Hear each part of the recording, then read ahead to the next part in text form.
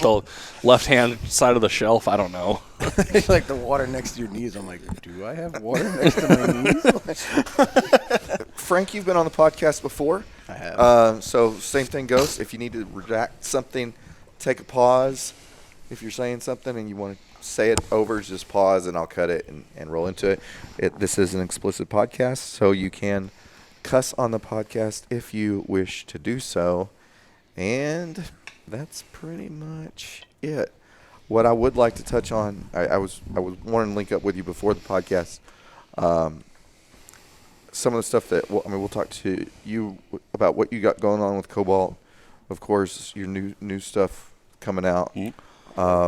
And then anything that you've particularly seen on the floor that you're like, okay, that's cool, because I assume you have walked around the floor a little bit. Yeah. And we'll talk about some of that stuff. And this we'll release this one sooner rather than later, so it's more of a hot item podcast. Cool. I think your cord's around her. It's the first time I've ever been referred to as hot. Thank you. Yeah. Can you tell my wife that? I will. Okay, cool. I'll let her know. Someone loves me. Yeah. And this was so the funny thing about this being shot and my first shot. This is my first opportunity to meet some people. Yeah. Right. And so I walk out. Finally putting some faces to the names. I say hi to Frank because I've met Frank in person yesterday at some point. Yeah. Or Monday night. Monday night. Yeah. At like, the Leather Neck.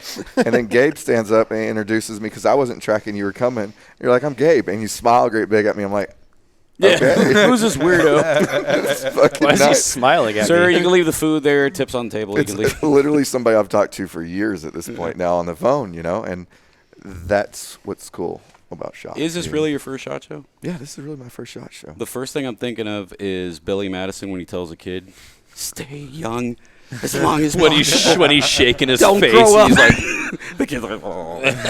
This is my 16th Oh, God. That's a lot. 7th. run.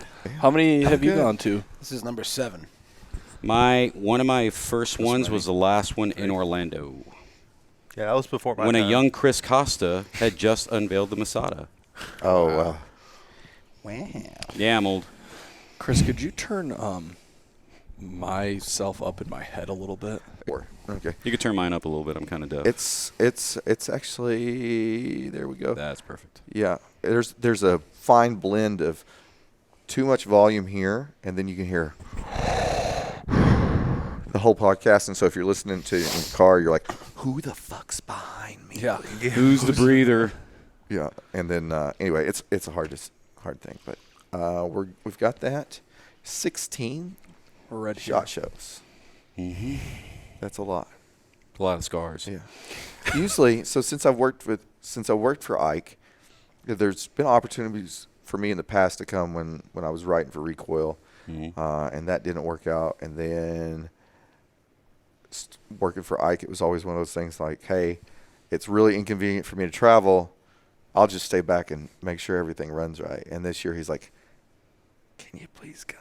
I'm like, yes, I can. And so landed, absolutely amazing time so far, because getting to meet people that I've known for decades on social media. Like Dwayne this morning. Oh, yeah, Lip Tech? Yeah. Oh. Yeah. Just walk up, hey, buddy. He's like, oh, hey. And just moving through that circle and seeing people that you've known and looking up and Do the name badge check real quick? Yeah. Is that Circle Rob bar. Hot? Oh, So yeah. is hard mode when it comes to that because you don't have the name tags available. You're like, I don't know who you are. I met Ryan Hay in person the first time at the Circle Bar, and the way that happened was he slapped me in the back hard enough for it to sound like my chest was a drum. So after I caught my breath and turned around, he's standing there and I'm like, I don't look at people's pictures on Facebook, so I don't know who this person is. So I was like, all right, wait, I'm at a bar. Hey man, I'm 5 deep, I'm inebriated. Just give me a name real quick. And he's like, Ryan Hay, and I was like, oh shit, bro, I talk to you all the time. What's up? But I you find yourself reflexively looking for the name tag at Circle Bar and then being like, shit. Yeah, yep, got caught. How do I play this off? No, I The can't. one that I love is the folks that you see every show, and they're waiting for you to initiate contact, and they're just like looking you walking. Yeah. I'm like, hey. I'm like, I know your husband. I know your wife. Like, what's wrong? What's like, the awkwardness is the one that I find funny. Or when you've known someone on social or whatever for a while, and they don't know who's going to initiate. I love that moment. It's always the funniest. I find comedy in all different types of things, but it's the funniest thing out there. Yeah, I texted Milspec Mojo earlier. Oh yeah. And I was like, Old Don. And I was like, is that? I thought he was shorter. I don't know if he's a shot. Oh, he is a shot. I got texted him. I'm like, are you a shot? He's like, yeah. It's like, I'm pretty sure that still was not Milspec. Because that dude was a little bit taller than 5 foot. I saw him walking around, but he is. I saw him at the Magpul booth. Yeah. Yesterday. We're going. I like you, so I'm going to edit that part out. So it looks like this will not be the hot and ready. We'll just there'll be so many like redacted. Beep. Yeah, we've done that. It's gonna be 59 minutes of beeps, and it's gonna look like the Warren Commission report. That's a black line. The Epstein list. But so we allow Frank to know that we're recording. Okay, if you want so to. Now this is more for Frank's or Paul's benefit than y'all's. But welcome to the Big Tex Ordnance podcast. We are recording now, Paul. So choose your words carefully. I have foot and mouth things all the time. Okay. You're good. I don't feel But so that's bad just now. your OnlyFans. So. Oh. No, but this is the Big Tex Ordnance podcast. We're here at SHOT Show 2024. I'm Ike. We have Chris, Ian, and then our guest today, or Paul or Frank, depending on what he wants to go by today. From the Tasker Network. That's true. And then we have Gabe here from Cobalt Kinetics. We're a perfume line. We bought such properties as Elizabeth Taylor's Diamonds, which is always a crowd favorite. Don't y'all make like a car too? Or is that Chevy? No, that's The Chevy. Yugo. But we use the same parts. And toolboxes, right? Yeah. Oh, yeah. Yeah. Oh yeah. I actually That's their German. here's a rifle rack hack. Buy the Cobalt, like the little tool thing. Yeah. You ever seen that for like $20? And you can buy the little inserts for the shovels, and you can hang them by the buttstocks. I did that in my garage. All in, $35. Oh yeah. So you just have a bunch of rifles hanging in your garage. He's got a bunch of rifles. First of all, lower your voice. No, I just wish it was a problem I had. And All right, Fed. and that my wife Who is would this let guy? me do You know that. Did you guys hear that he's got rifles on his wall? Cobra. And there's some 12.5s, there's 11.5s, no tax stamps. Well, I got to fake my death now. A lot earlier than expected. Do you have a dog? Not anymore, apparently. Had a dog. He'll let the feds in, though. He's kind of an idiot. That would be my dog. Friend? My dog Bro. would. The one would fucking try to bite your ankles, and the other one would be like, "All right, guys, let me show you where all Dad's guns My are." 7-year-old will bite your ankles. My dumb boxer will open up the door to make new friends. That's awesome. That's awesome. How long you been with Cobalt, man? Oh, man. Too long. No. I'd say my official hire date was October 21. And what'd you do before? You've been in the industry, so I assume at least 16 years. Yeah. Right. Was in the service for a while, got out, contracted for a bit because the economy took a kind of a shit. So 2008. Yeah. Yeah. But, I had still kind of started making connections back then, and then I did LE stuff for a little bit. Hiring freeze, so it just kept on following me. So we moved back down to Miami, where I'm from originally.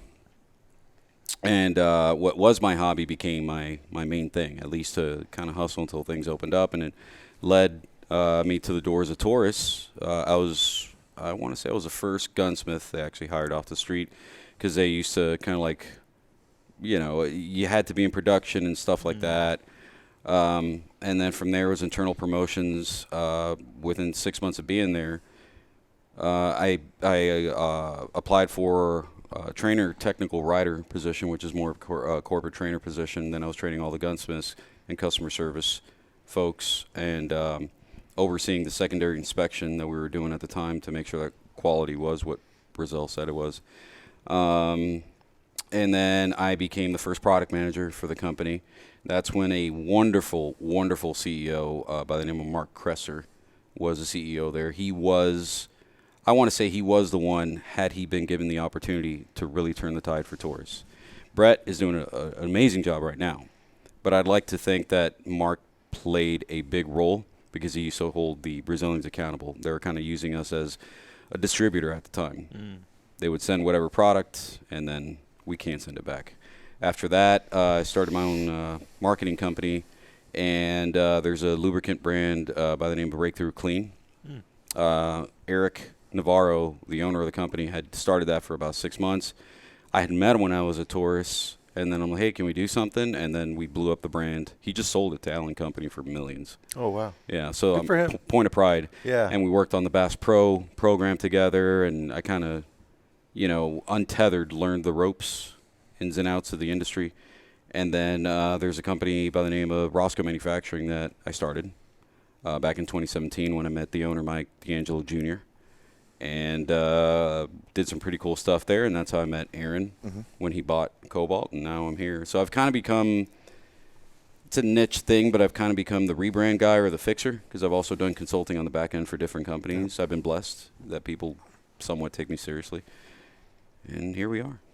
Nice. Yeah, and I really appreciate the intro over to the dudes at Roscoe. I'm probably not going to get down to the floor and meet up with Rich. They're over dead there. to me now. I'm at Cobalt. It doesn't seem like that. There's a lot of barrels going on. Get away from me, you pores. Nah, yeah, I was actually just with Mike. Actually, he wanted a shout out, so it's that camera. Yeah. His nickname is the Red Velvet. More to come. But yeah, they're awesome people, and they're still extended family. I'm fortunate enough to never have really screwed anybody over, which is a big discipline thing for me. So I can walk in any company I've ever worked for and just hang out. That's cool. That Red Bull I was drinking during lunch, I raid the fridge at Taurus all the time. They got money. But yeah.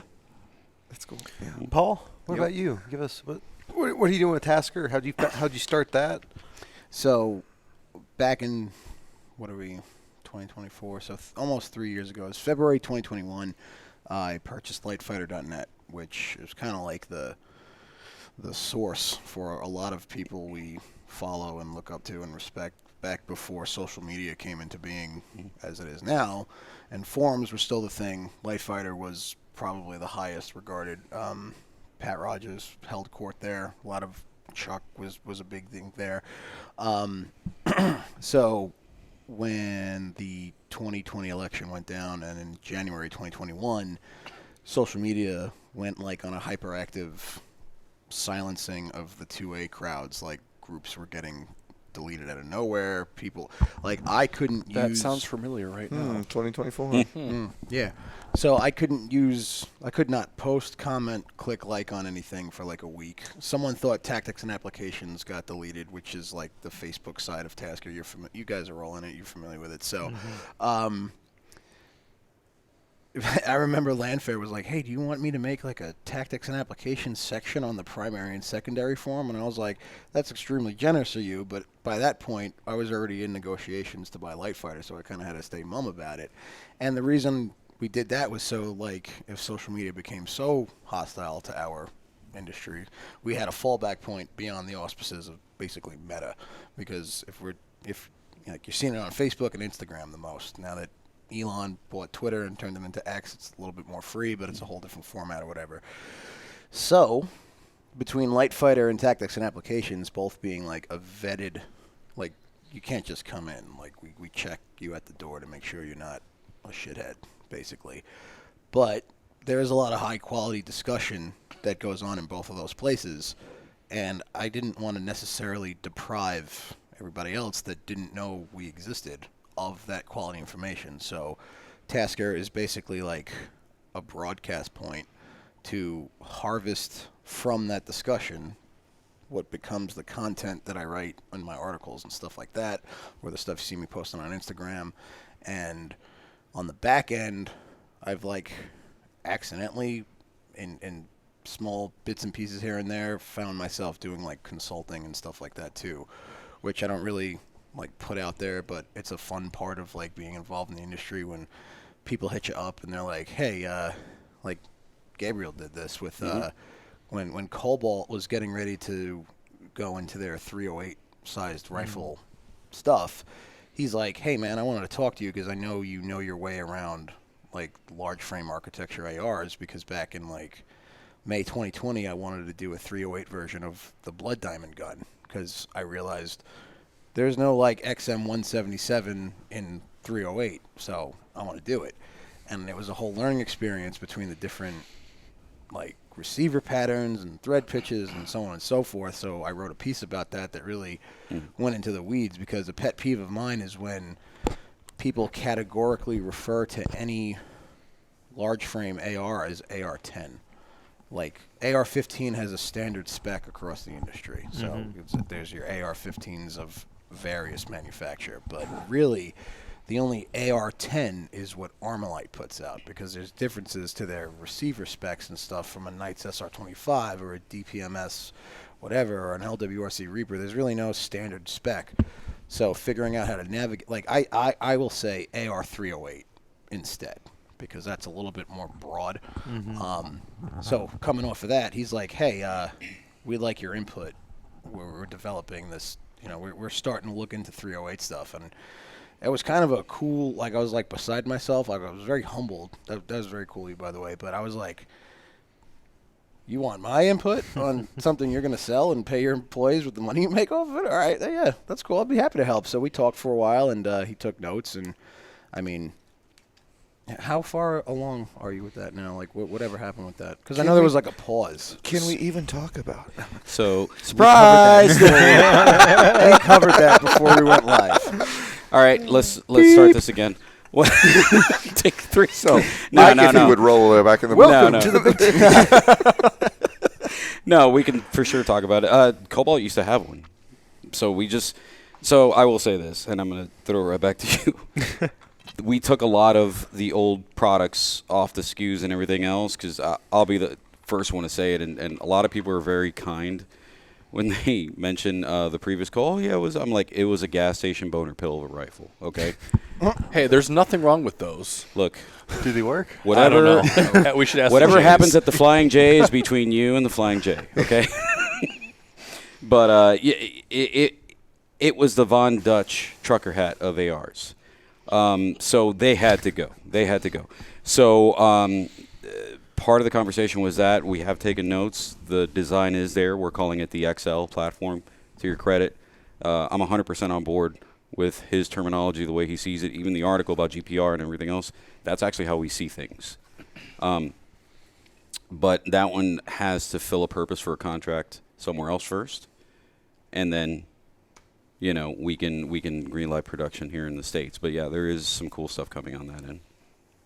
And we've always, you know, the Cobalt, the rebranded Cobalt, the Cobalt Nouveau. Well, Nouveau. there What was was Cobalt it? Kinetics, and technically now we just go by the short version Cobalt, even though on paper it's Cobalt Kinetics. Okay, so the Aaron Era. right? First off, dude is funny as shit. I know. Like Him and I are just, Can you have a conversation? oh, absolutely. I'm ready to tell stories. But that the changing of the guard, the handover there, and the little tweaks in that platform, and building that gun that we've done, that was at the range and that's been getting ran ragged all the time, was a really cool experience to look at the different things in the platform, right? The different ways Cobalt has approached different problems with their solutions to it, and it's been really cool to work with and see where y'all are going with that stuff, and interested to see what the 308 platform looks like. But I want to talk about the can. Can you talk about your your flow. It's flow through, right? Or not? Wait, it's vent to atmosphere. vent to atmosphere. Because we don't like lawsuits. Right. They suck. Yeah. So Flowy boy. and just like what he was saying, we're about as transparent as you can find, and we're the first ones to broker a very open conversation with folks. We're in a community, and we say we are, so we got to act like we are, right? Yep. Instead of doing stuff behind closed doors and creating borders. That's how the terrorists win. But the idea was Bobby from CGS Group. Mm-hmm. I think at this point there's no mystery. Really good friends of ours. He hit it off with Aaron. Aaron's a sweetheart.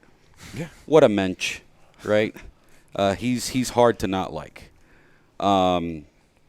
So Aaron, through law enforcement contracts and visiting you guys, he spent a lot of time in Texas and working with Bobby. And every chance he could, he'd spend as much time with Bobby talking about cans. And Bobby's like, hey, let's work on something. So yes, it is a collaboration, kind of like a melding of the minds.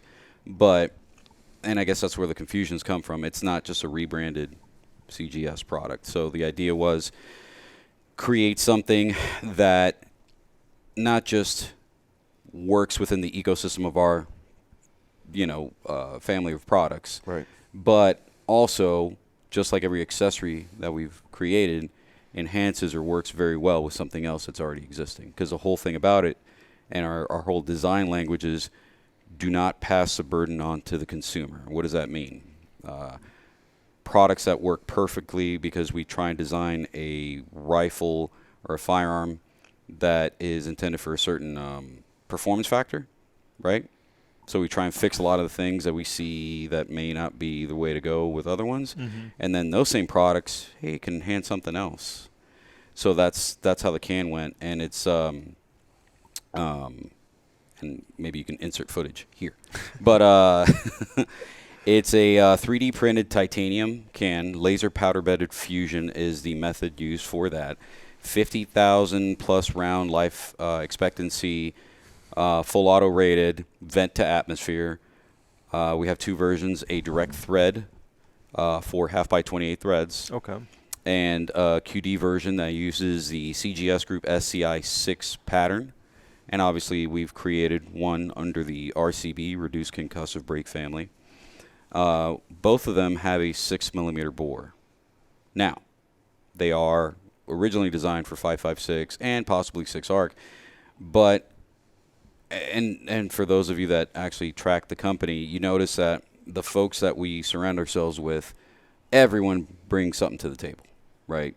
Don Edwards, Duffy, Joe Farewell, Cowa, Cole and DJ. Nah, just messing with them. I'm probably going to get beat up by Cole later on today. But those guys have helped us out a lot. Everyone brings something to the table. And, of course, I'm mentioning GBRS Group. Everyone's had input. And one thing that we noticed with the 6mm bore is if you're a law enforcement officer or you're in a tactical team or something like that, you don't have to take that can off now to put on a blue can or something like that, which those guys are awesome. They're from South Florida, where I'm from. You can keep it on there. UTM and simunition, all that stuff won't get stuck in the baffle. So you start seeing these little intricate details and everything that we do that paint a bigger picture. And that's what we try and do with everything. And so far, the can has been amazing. We're coming out with an Inconel version as well that has been tested on belt feds. And the first, we can talk about it now, the first contract where they went with the cans and our rifles, and they're, just running them hard, is Miami-Dade Police Department's special response team. Yeah. And their canine teams, completely outfitted. Nice. And they love them. And those guys I love them. I know them very dearly. They will not hold back, especially because it's me. Somebody else can get away with something, not me. Yeah. Because they know where I live, too. No, and they're hard on products, and they're fortunate to be probably one of two only full-time SWAT teams in all of Florida. Oh. There's 67 counties in Florida. From what I understand, it's Miami-Dade SRT and JSO SWAT that are the two true full-time teams out there. Other guys claim to be full-time, but they put them in some sort of different unit, then they get call-outs. And we So know these the guys- crazy shit that happens in Florida. Oh, yeah. Well, they've taken over all the warrants, and when those FBI agents got killed, they had to take a whole slew of federal stuff, too, and start helping out. And there's a lot of stuff going on in South Florida now that definitely, for sure, I can't say on the podcast. But they needed good equipment. They needed really, really good equipment. And they have their own training section, too. So they put it through the paces. They held us to task. And then now what I was hoping to have by the beginning of the SHOT Show was the report from Pew Science, because we don't like to live in an echo chamber. We like to be told if our baby's ugly or it doesn't work. Pew Science is running our can through his paces and everything else. So far, from what I understand, it seems to be doing well, so we'll see, right? And that's just the can. And then you've already seen the partnership with Voltor. They've never really let anyone design or redesign any of their products. Yep. And Brandon was just extremely hospitable and let us work with him on it. And it goes from there. We sell a crap ton of those buffers. I love that, though. You know what else is coming out? And I got to send you guys samples? The sleeve. The sleeve, yeah. So we did it first. So the A5 system obviously uses a different spring, right? You can't use carbine springs. Mm-hmm. You could try. You're going to have issues. So we created a 3D printed sleeve that goes over the A5 buffer, takes up the distance, and now you can do micro adjustments via different springs. The rough adjustment is the buffer weight. Gotcha. Micro adjustment is spring weight. We don't use adjustable gas blocks. I think we can all agree on that, right? Yeah. I think we're all in agreement. Yeah, I think it's 2024, right? Yeah. If you're still doubting that, then you know. But because gas port diameters are a thing. And that's been the story there with the products. We hope to do more stuff with different ideas on the suppressor side. Obviously, once the XL comes out, there may be something that goes along with that. But as of right now, the only two that will be around are the one that's out right now, titanium, and the Inconel coming soon. And the titanium one's only 4.6 ounces and 4 3/4 inches in length. We got to shoot the can at California Range Day. Yeah. And Yeah, that's true. It sounded. Chris was out there. Yeah, it sounded very, very nice sounding can. I was impressed, and I can't believe I'm saying this about Aaron. I was impressed that he was able to take that high pitch type of crack out of there. You know, him and Bobby, I think, did a bang up job on that. Because during some demos, I could talk about this one now. There was one not too long ago. Key West PD SRT should be getting their gun soon. They have an indoor range over in Marathon with Monroe County, and we were shooting like crazy inside of that indoor range. And I was waiting for crack and everything else, and I never heard it. So I was impressed. I had to call him and be like, okay, all right, you did good, kid. That'll do, pig. That'll do. Pig. It's so cool to see how fast suppressor technology and It has. adaptation and the design is moving now that we're into the 3D printed realm. Yep. And the fast, you know, I mean, we had let me back that up. We had next level manufacturing, Oh, yeah. next level Yeah, Dave armament, Warner. Oh, yeah. in here I like those dudes. for a them a lot. podcast the other day, and he was just talking about, you know, the way they're, you know, approaching stuff and designing stuff, and, you know, we're getting this and how fast they can turn around stuff.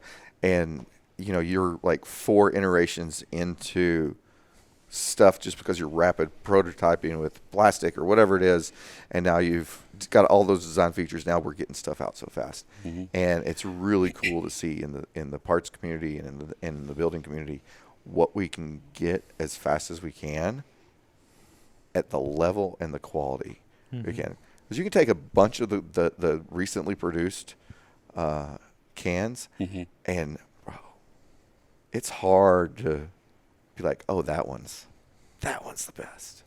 That one's the best. Oh, that one has it. That one sounds a little, but like, we've came a long way in a very short time on cans. Sorry, I'm not touching myself. It's just my phone. I swear. You can touch yourself too. It's kind of a. Oh, I will. It's kind of a renaissance period, like you're saying right now, and if you've been around, I guess, long enough, you see trends, right? So not too long ago was the precision shooting renaissance, right? Mm-hmm. Hey, life exists past 1,000 yards. You're not going to fall off the face of the earth. Now people are doing it with the standard ARs. We're doing that with our 14.56 arc, you know. And Suns is killing with that 6 mil max. 6 You know what I max, mean? yeah. Who would have thought 5-10 years ago that ARs? Yeah. Oh yeah, I mean, like we've talked about it multiple times on the podcast. Like like a rat grade AR, and you're like, man, this thing shoots 3 to 4 MOA with 193, and you're like, woohoo! Yeah, and then you're like, oh man, I've got it down under 2. This thing's dialed. Seriously, I know, but I cry when I hear that. and you're like, all right, and now you're like, I've lived it. oh, this is sub. Yeah. How?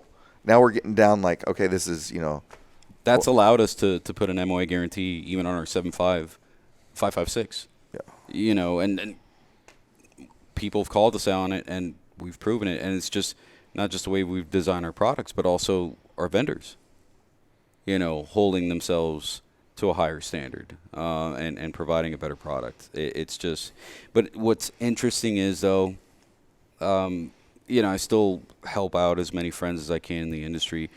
You're talking about how far we've come with 3D printing. There's a lot of folks, I'm not going to say in the cheap seats, but that aren't as involved with the development side or trying to have a two-way conversation with the consumer or going out to training classes or shooting or just being part of the 2A, culture movement, whatever you want to call it. I was having a conversation. We're talking about 3D printing. I'm like, hey, maybe you should look into this. He's like, I don't know. The 3D printing, it's not really been around that long. And what materials, it's pretty flimsy, right? And I pull out, because we just started 3D printing our own grip, which I got to get you guys some, out of a acrylic type resin. I can get the specifics from Aaron. And I'm like, and also we're 3D printing titanium and Inconel. Where have you been, And even though I love a lot of those folks, I'm like, man, that this is how companies disappear. This is how companies disappear. Adapt or die, right? Mm-hmm. And it just hit me. I'm like, damn it. It reminded me of the switchover on social media in 2014, where a lot of the known companies, active ones in forums back in the day, were like, lols, social media. And then guess what? Eventually, begrudgingly, they had to reintroduce themselves to a newer, younger audience that they could have had an early jump on and owned a market share with them. And now everybody's like, who's this guy? Who's that guy? And you ask someone who's been around long enough, you're like, bro, this guy's literally a legend in this industry. Yeah, to us, right? Oh. But then some dude that came over from the video game side, Modern Warfare, and, rightfully so, because that's been the natural progression. Now I call it the Twitch, generation. Yeah. They don't know, but their money is as green as everybody else's, and there is such a thing as a dying demographic. Because a lot of the dudes that were very active 10, 15 years ago, they're getting their AARP cards right now. And they stopped spending more. They're looking at retirement. They're looking at, paying off their mortgage, adult-level crap. Yeah. And the younger guys, if you do the right thing, you have just bought a front row seat for 20, maybe 22 years worth of loyal consumerism and them tuning into what you're doing as long as you're listening to them.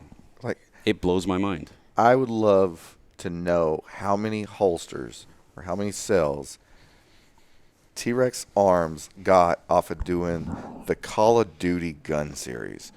Bro. He's a smart kid. I get it. Yeah, I get it. Right. He's a smart kid. And we see him at SOCAF all the time. Yeah, every year. He's a smart kid. I've talked to him quite a bit. Not everybody's got to get along in this industry. I get it. But he's smart. He saw something. And We were talking about this last night in bed.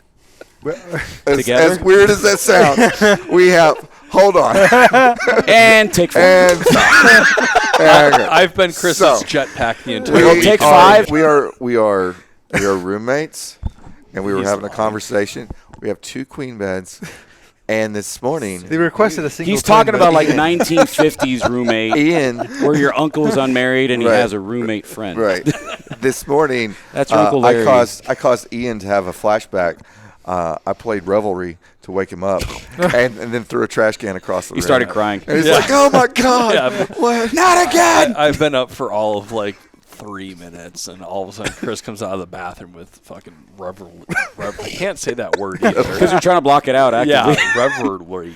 And I started can't being say a it. trash He's going to start bleeding from his What? nose here in a couple It minutes. was awesome. Aluminum. Anyway, so roommates, Yeah, a sure. conversation in bed, Jetpacks. conversation in bed, Yeah, you guys are sharing a comforter. Yeah, conversation in bed. So I interrupted your story. Conversation in bed. I was saying about the whole holster thing that we were talking about last Oh night.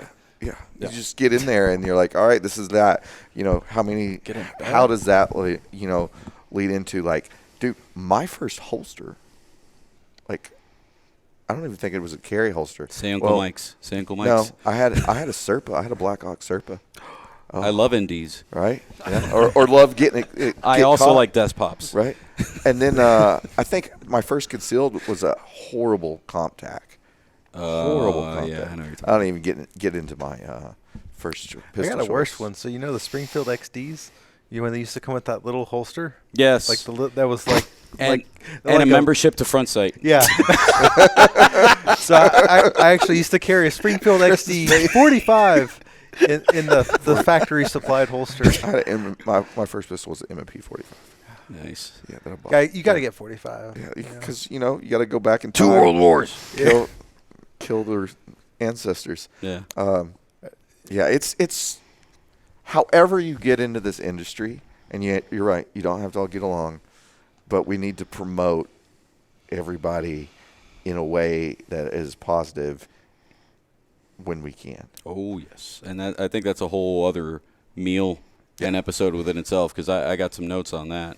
But I wholeheartedly agree, man. And we have some opportunities. I'm just going to say this, depending on how this is received, but it's very genuine. What I'm trying to articulate here is Wayne LaPierre's out of the picture. Yeah, Finally. Mm-hmm. Take that however you will. We are the generation right now that's going to carry it over for our children. So it's literally in our hands. No one's going to tap us on the shoulder and say, "Hey, buddy, you ready? It's your turn. You're at bat." this Dallas convention might be spicy. That's coming up for NRA. What I will ask a lot of young or younger professionals in this industry, business owners, folks like that, I never thought I'd ever say this before, get politically active. There's a lot of good dudes out there that can maybe help push around some of that futtery out of the way and really start, slide fire stock, that's all I'm going to say. Who knows what it's going to be next week? Yep. Yeah. I don't like compromise. My family's from Cuba, right? Compromise brings some bad things. I can't stand compromise or communism. Fuck communists. Yeah, fuck. Right in the shared queen bed. We're not communists. We're just roommates. Yeah. Yeah. That's how it starts. But gonna be we our should be culture. able Then to you own become machine beatniks guns. and you start voting left. No, Very compelling. Face the wall. it's a gateway. No, but it's maybe it's a conversation that needs to be had, and I don't mind being the punching bag for it. I don't care. I want my son to be able to inherit a culture that I hold highly, highly near and dear to my heart. And my grandfather, when he came over from Cuba, he had to rebuild his life at my age now, at age 40, and he loved being a gun owner. He loved hunting. He loved, this overly grizzled Cuban construction worker, would love shooting clays and stuff like that. It's up to us. It really is one generation away from disappearing. So, if anybody's ever been on the fence. Maybe we should get like an Adam Kraut writing campaign. I was going to say it. I still have the pen. Yeah. Adam, do it. Do it. We got your back. We'll start it right now. Yeah. Start it right now. I still have the pen. Was it 2016 NRA show? 2015?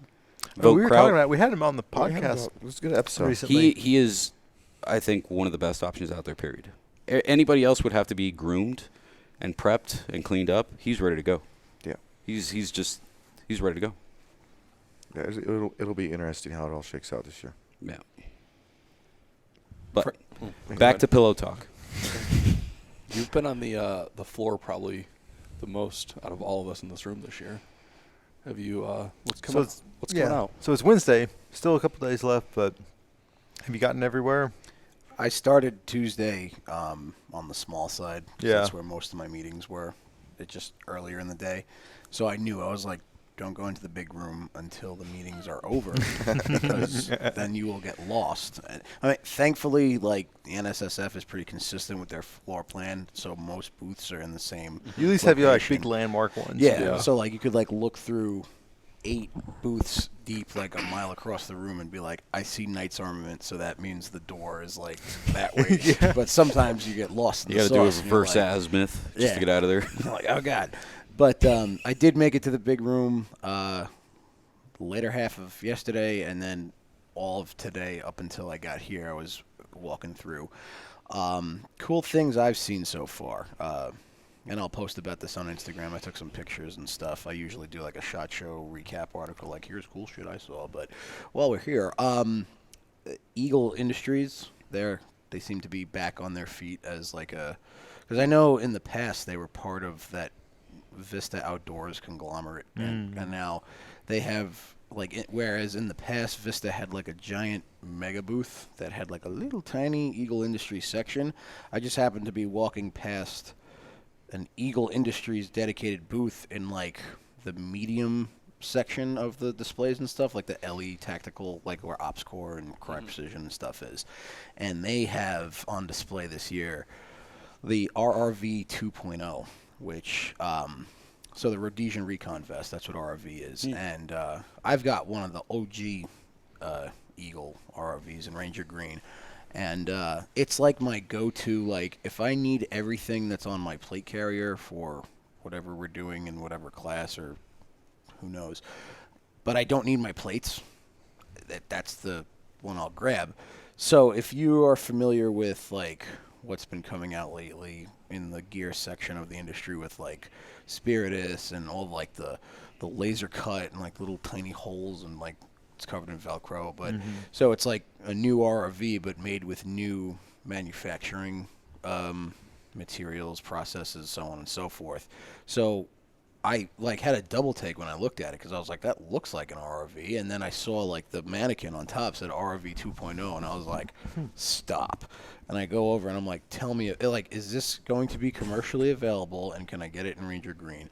And they were like, yes and yes eventually. So I was like, fuck yeah, that's happening, because it's just going to be lighter and better than the original one with like the heavier fabric and stuff like that. So that I was hype about.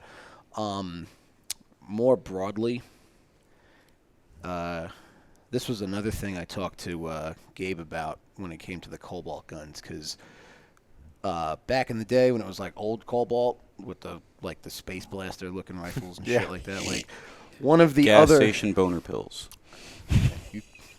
you heard him, right? Now I want one. So they had like this crazy fucking AR. It looked like it had 2 fucking what's the fucking thing called? Oh, yeah. I called that one the Ducati dual exhaust. Because it Forward had assist. 2 forward There you go. assists. Yeah. One was a forward assist. The other one takes you back to 1954. If you get them mixed up, it's weird. No, the other one was like a bolt drop. And Yeah, so Yeah. It was like picture an AR with 2 forward assists. And the one, I guess, this was your standard forward assist. And the one on the other side was like a bolt drop and bolt release and stuff like that. And there was a gentleman that worked at Cobalt, and I don't think he's there anymore. I don't remember his name. But no one's there. Okay. He was a big fan of this method of kind of sort of ambidextrous bolt release, bolt drop. And one of the things I've harped on, and I think I saw it like, it might have been 2023 or 2022, was more companies in the industry are starting to move towards a fully ambidextrous AR low receiver, which is, yeah, we'll get to you. Don't worry. So, and when I say that, for those in the audience that don't know, I'm not talking, like back in the day, we would have called like a Knights or like a Santan or whatever, like that's a full ambi lower, but it's only got the bolt release on the same side as the mag release. And the only other option was like a bad lever, right? And people love to go fucking nuts over the bad lever. I did a video ranting about why it's not as bad as people make it out to be, even though I don't use them anymore. But besides the point. So, yeah, more companies. I was saying, like, we should be, like, we're in the 2020s now. There's no reason, like, every new rifle that comes out seems to have ambidextrous controls built into them already. There are multiple ways to do it with the AR-15. The two prevailing styles I see are, like, the LMT, Knights Armament, Daniel Defense style, LWRC, where it's, like, 2 bolt paddles on each side of the gun. And I'm not really a huge fan of that one because if you're like me and you like to keep your hand on fire control and use your index finger and your thumb to work your safety, your mag release, your bolt release, or your bolt catch, you kind of, depending on where the paddle on the right side of the lower receiver ends up, you may have to, like, hook your thumb on your grip and roll your hand up the side of the gun to hit it with your knuckle. And I don't like compromising my master grip on my rifle like that. So then there's the other way of doing it, which is like HK, and it used to, like, the Teal Blue Bravo PDQ was a approach, but it had problems. There are better versions of it now, like HK is one of them, and it's like a little, or like ADM, that style. Like, that's my preferred method of doing it, because if you ever used a bad lever and it was like easy and intuitive to use, you get all the benefits of a bad lever, but you don't get people on the internet screaming about how you got extra shit going on in your trigger well. So I was telling this gentleman that worked on Cobalt, I was like, I prefer this not only because ergonomically it's smooth, but that double forward assist shit, I was like, I know you believe in it, but look at it from the perspective of, like, if you're trying to sell this gun to law enforcement agencies, the weirder you get compared to a normal AR and what their armorers are trained to work on, the harder the sell that's going to be, versus this, where it looks like a normal AR with one piece of a drop-in part, and the only difference is there's, like, an extra hole in the right side of the lower receiver. So he was like, you know, that makes a lot of sense. I never thought of it that way. And I was like, wow, that was cool that I just convinced this, like, true believer that, like, there's a better way. So when I was first talking to Gabe and Mikey over there, I was like, hey, it'd be cool if we could do, like, a Cobalt gun. I said, these are billet receivers? And they're like, yeah. Because I remember one of the questions you had about 308 guns was, like, I was very adamant about, like, the stoner cut in the receiver, which I'll get into that. That was another cool thing I saw. But he was like, well, you know, there's, like, rail heights and this and that. And I was like, these are billet receivers, right? And he's like, yeah. And I'm like, it's a proprietary rail, right? Like, you can only use your rail. And he's like, yeah. And I'm like, you can make the rail height whatever the fuck you want. Like, it's only your rail that works on the gun. Like, go crazy, bro. You can. I was like, a simple no would have been cool. Yeah, like you could have. So I was saying, like, can we get an ambidextrous bolt catch in this, like, ADM HK kind of style? And they were looking into it. I think at the time they were looking at, like, the Silencer Co. example is another one, and like they had some internal rearrangement that happened where they kind of, like, slowed down and got quiet on their marketing to even where I was, like, kind of in the dark. Like, are you guys good over there? Like, what's up? And they're like, no, we're good. We're just kind of, like, trying to make sure we fill orders instead of, like, advertising product that we can't, like, deliver on. So now, this year, Cobalt has their new lower receivers. If you go to the Aimpoint or the EOTech booth, you can find it, where it's an fully ambidextrous lower receiver, mag release, safety, bolt release, bolt catch, all on both sides of the receiver. Throw in an ambidextrous charging handle. You have a lefty-righty friendly or a faster manual of arms if you're a righty AR-15. So that's one more company that's jumping on that boat. There were like 9 last year that I did, like, a tiled image of all their receivers, like, because I've gotten pushback from people like feds and stuff like that are just so used to working with the standard architecture AR-15 and manual of arms that they're like, this doesn't need ambidextrous controls, it's fine. And one thing that drives me crazy, like Gabe said before, like, he agrees with me on my approach to AR-10 stuff. As, I don't want to say entrepreneur, and I'm definitely not an engineer, but I'm sure all of us have seen or encountered whenever a new modification, we'll say, is suggested or produced, and it's still like new in its age, and maybe it's got some kinks that got to get worked out until it works. But there are people that like to say it's just introducing another point of failure, and I think that's fucking intellectually lazy, and I hate that. Like, we have, like, go watch Modern Marvels and look at the gigantic things we've, as a species, been able to fucking create that work smoothly and perfectly. And you're talking about this now. Like, how many points of failure have we added to the bolt action rifle to get to where we have now? Like, how many are you willing to accept or not? Yeah. Figure it the fuck out and make it work. It might not work the first 2 or 3 times, but it can be done. They got it done with their lower receiver. And then there's another company that's actually in my local FFL. They're called Dark Storm Industries. And that's like, if you ever see video or picture of me in an indoor range that's like very black and gray, I'm in their range doing like my function check stuff. And that's where I do my pistol shooting most of the time. And they just introduced a rifle this year. They call it the MFR, Modern Fighting Rifle. And when I was taking my silencer co-lower to them to get it laser engraved once I got it stamped, they were like, hey, how does that work with that ambi thing? And I'm like, well, I cracked the lower open, and I'm showing them it's just like a bolt catch. It's one piece. You just make this extra cut and lower so the little tab can come out. And there's multiple companies that have this style of control added. So they did their homework, and they came up with this whole new rifle with a lower receiver that has this ambidextrous lever style ADM HK silencer Cobalt style of a bolt release and a bolt catch. It works just like the bad lever. Push up to like lock the bolt back, swipe it down to release the bolt.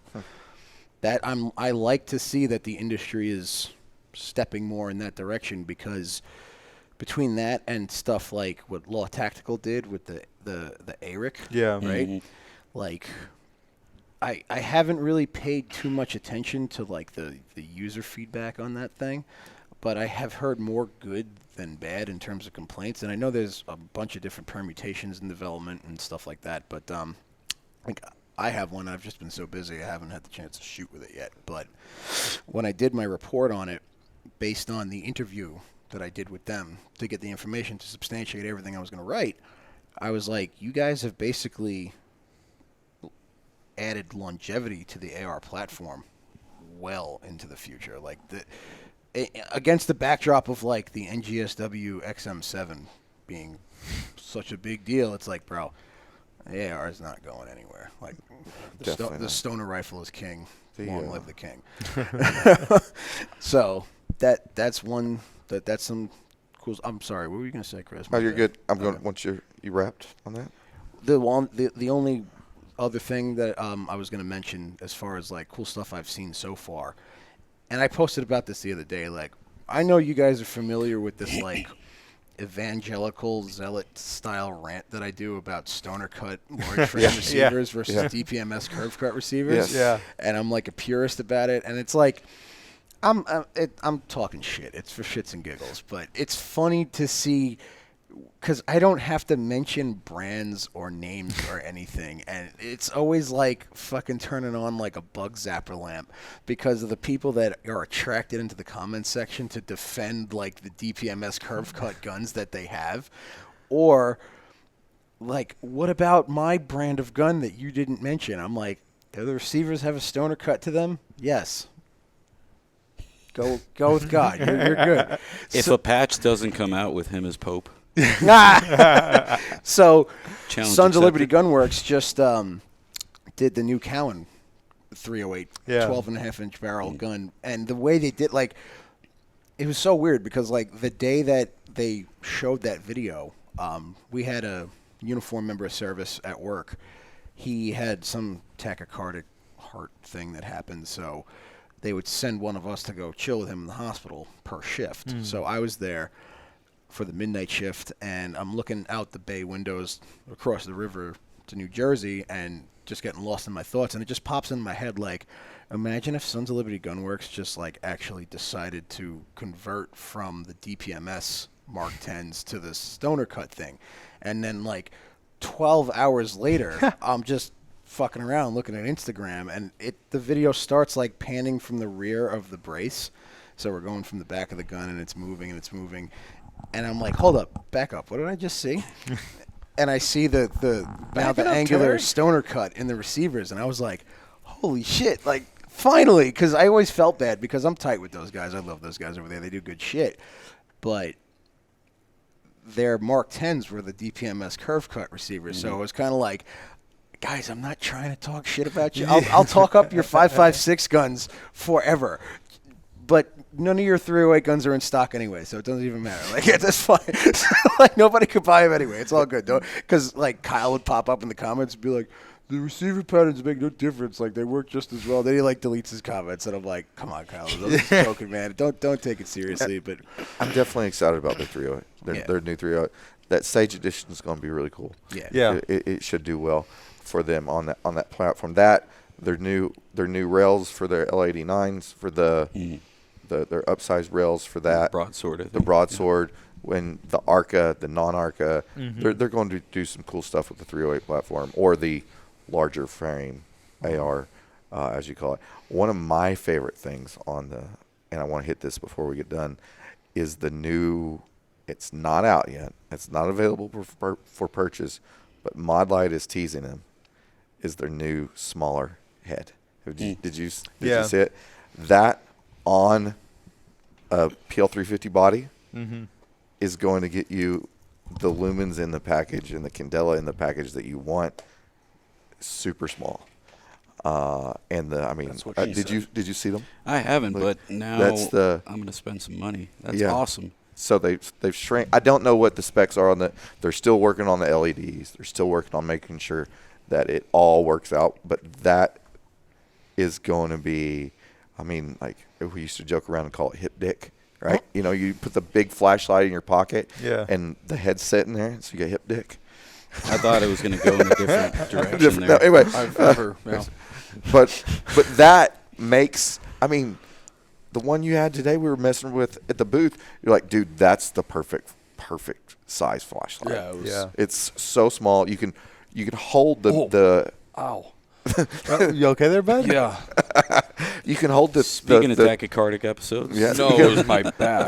The 18350 body and head will fit. Yeah. I mean, that's without sticking out of my turbo. head. That's awesome.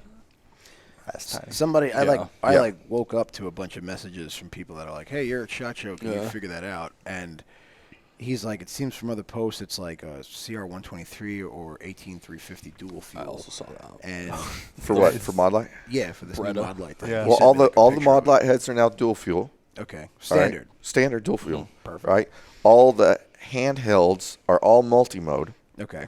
All right, programmable, and I don't know on that head all the specifics Okay. of it. I looked at it, it said PIL HV2 on the side, multi-mode on the side. That gives me as much as I can talk about that because I don't know any other specs on other than what's written on head. Yeah, somebody else said, the person that was asking me to find out more said that it was also coming in an OKW version. Okay, and that it I'm was- sure. Nice. And Yeah. it's probably they had the red ones. They had the red lens or red LED. Yeah, the guys saw it yesterday. I didn't see it today, but the guys saw it yesterday. Yeah. The red LED as well. But that, or you put that up against the standard PL350 body. You put that on a railed subgun or subcompact pistol. You're going to have a really, really You know what the powerful light. form factor kind of reminds me of? Remember a few years ago when like Cloud popped off and showed everybody like. I was trying not to bring that up, but where's? I'm not. Matt Tenbarge is a really good friend, so I'm not going to say a damn thing. If you want me to go. You got to go get justice. Thank you.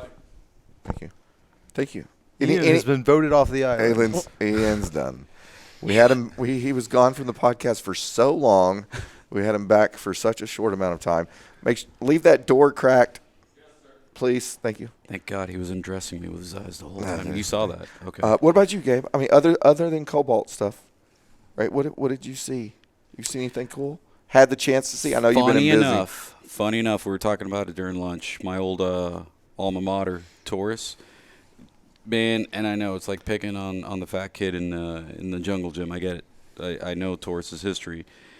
But with Brett Voorhees in charge, I love that dude. He brings a big dig energy into the room, and he's allowed his guys to do what we couldn't do before, even though Mark pushed as hard as he could. They just unveiled a bolt-action rifle with a really good price point. It's using a Savage lockup, right? And the rest of the receiver is a 700 style receiver. It's bedded, right? It's a light profile, cold hammer forged barrel that they're making on their own with a nice twist pattern. I've never been much for flutes. I like contours. It's the barrel maker in me, you know? And threaded with M-lock on the bottom. Yeah. And the little QD port on the bottom for either a sling or that new tripod dealio from Spartan, I think. Yeah. And I was talking to Chan, one of my buddies over there, and I was just extremely impressed. I gave them all a big hug. I got teary-eyed. I'm like, this is why we used to bust our ass on the road, this. And it's just the winds of change. And if Taurus can do it, holy moly. So right now they got 308. I put a bug in their ear. I'm like, man, you got to do a 6-arc. Because they're like, oh, well, the next one is probably going to be 8.6 Blackout or something like that. I'm like, that's cool. And I know they're still working on that. Kevin's been doing great stuff on that. But we've seen what 6-arc can do. Yep. And you can imagine a price point sensitive, really specced out factory bolt gun under 800, you could pick them up. And with so many, if you don't want to run that barrel, it's basically a QD system for the barrel nut where now you don't need action wrenches and all this other stuff. You can use an AR tool. I invite you to go check it out. And you can swap barrels at home. And if you get a short chambered pre-fit barrel, you can hand ream it yourself and finish it to your chamber overall length, whatever you want. Taurus did that. Blown away. I'm going to have to get Brett to send us one. Yeah. Yeah. You should. And they were telling me that they're going to sell the receiver sets or the receivers by themselves as well. Yep. Like on Brownell, stuff like that.